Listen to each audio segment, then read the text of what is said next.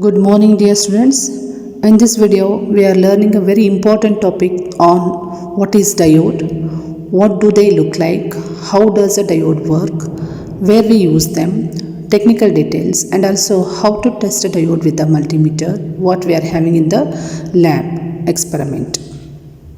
So what is a diode? A diode looks something like this, and it comes in different sizes.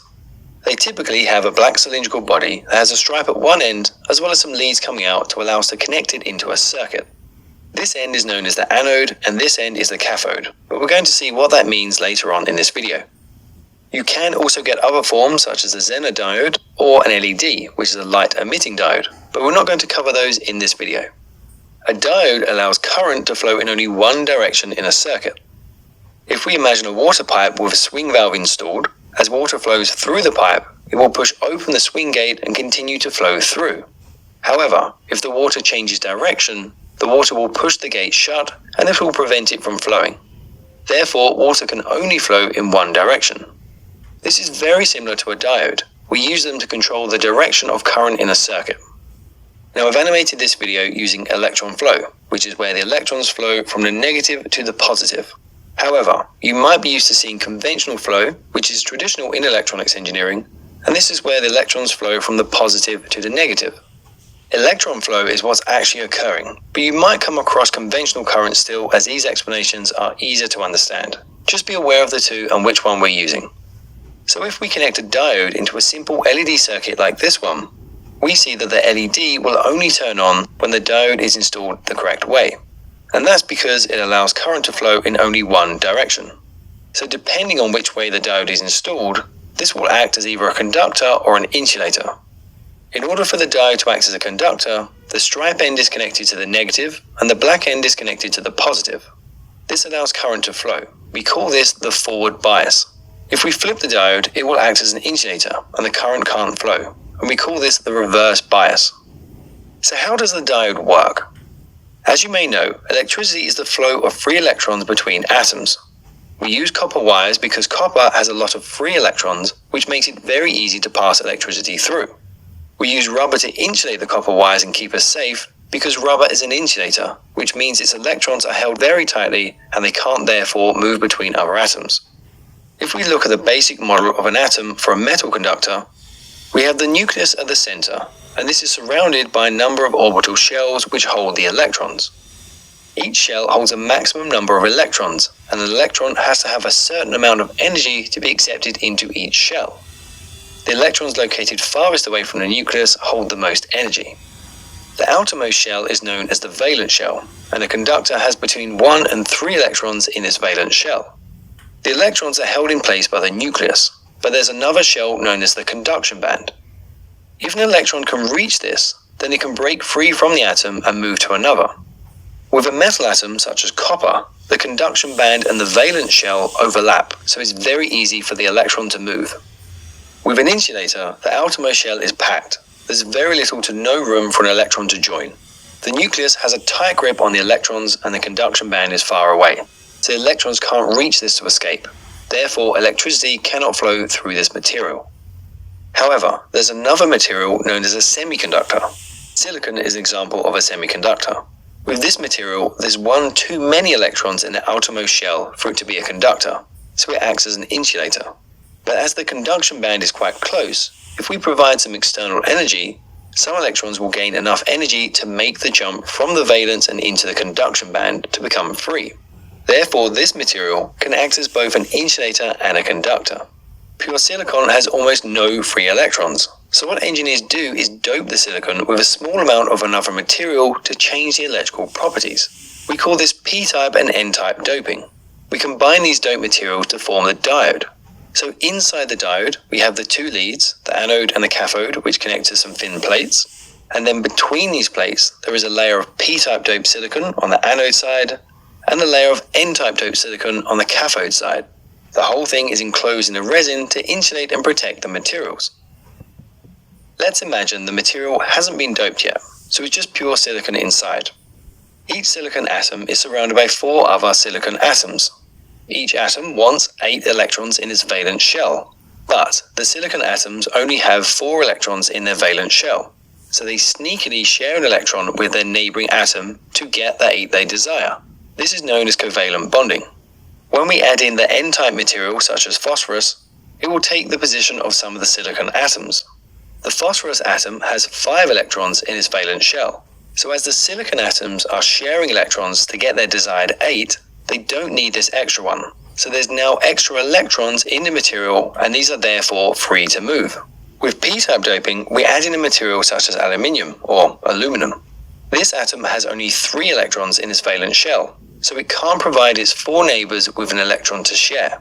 So one of them will have to go without. There is therefore a hole created where an electron can sit and occupy. So we now have 2 doped pieces of silicon, one with too many electrons and one with not enough electrons. The 2 materials join to form a p-n junction. At this junction, we get what's known as a depletion region. In this region, some of the excess electrons from the n-type side will move over to occupy the holes in the p-type side. This migration will form a barrier with a buildup of electrons and holes on opposite sides. The electrons are negatively charged and the holes are considered therefore positively charged. So the buildup causes a slightly negatively charged region and a slightly positively charged region. This creates an electric field and prevents more electrons from moving across. The potential difference across this region is about 0.7 volts in typical diodes. When we connect a voltage source across the diode, with the anode, the p-type, connected to the positive and the cathode, n-type, connected to the negative, this will create a forward bias and allow the current to flow. The voltage source has to be greater than the 0.7 volt barrier, otherwise the electrons can't make the jump. When we reverse the power supply, so that the positive is connected to the n-type cathode and the negative is connected to the p-type anode, the holes are pulled towards the negative and the electrons are pulled towards the positive, and this causes the barrier to expand. Therefore, the diode acts as an insulator to prevent the flow of current. Diodes are represented in engineering drawings with symbols like these. The stripe on the body is indicated with a vertical line on the symbol, and the arrow points in the direction of conventional current. When we look at a diode, we see these numbers and letters on the body. These identify the diode so you can find the technical details online. The diode will have an IV diagram that looks something like this. This diagram plots the current and the voltage characteristics and forms this curved line. This side is how it should perform when acting as a conductor, and this side when acting as an insulator. You can see that the diode can only act as an insulator up to a certain voltage difference across it. If you exceed this, then it will become a conductor and allow current to flow. This will destroy the diode and probably your circuit, so you need to make sure the diode is sized correctly for the application.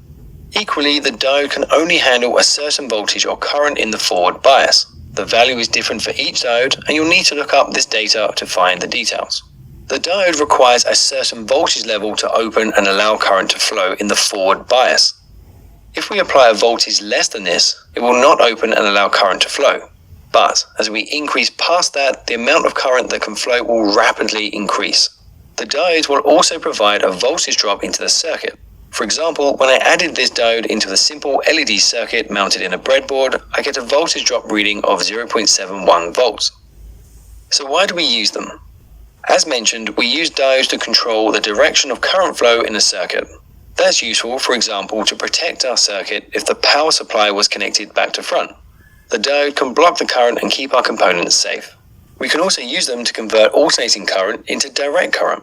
As you might know, AC or alternating current moves electrons forwards and backwards, creating a sine wave with a positive and a negative half. But DC or direct current moves electrons in just one direction, which gives us a flat line in the positive region. If we connect the primary side of a transformer to an AC supply and then connect the secondary side to a single diode, the diode would only allow half the wave to pass, and it would block the current in the opposite direction. So the secondary side of the circuit experiences only the positive half of the cycle, so it's therefore now a very rough DC circuit, although the current pulsates, but we can improve this. One way to do that is if we connected 4 diodes to the secondary side.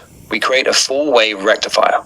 The diodes control which path the alternating current can flow along by blocking or allowing it to pass. As we just saw, the diodes allow the positive half of the sine wave to pass, but this time the negative half is also allowed to pass, although this has now been inverted to turn it into a positive half also. This gives us a better DC supply because the pulsating has greatly reduced. But we can still improve this further. We simply add in some capacitors to smooth out the ripple and eventually get it to a smooth line, closely mimicking a DC supply. So how do we test a diode? So we take our diode and our multimeter. We connect the black probe to the end of the diode with a stripe. We then connect the red probe to the opposite end. When we do this, we should get a reading on the screen. For example, this model 1N4001 diode gives us a reading of 0.516 volts. That is the minimum voltage it takes to open the diode to allow some current to flow. If we now reverse the leads connected to the diode, we should see OL on the screen, which means outside limits. That's telling us that it's not been able to make a measurement, and that's a good thing, because it means it can't complete the circuit, so the diode is doing its job. If we were to get a reading connecting on both configurations, then the component is faulty and shouldn't be used. To test the diode in a circuit for voltage drop, we simply move the multimeter into the DC voltage function, and then we place the black probe on the striped end and the red probe on the black end. This will give us a reading, for example, of 0.71 volts,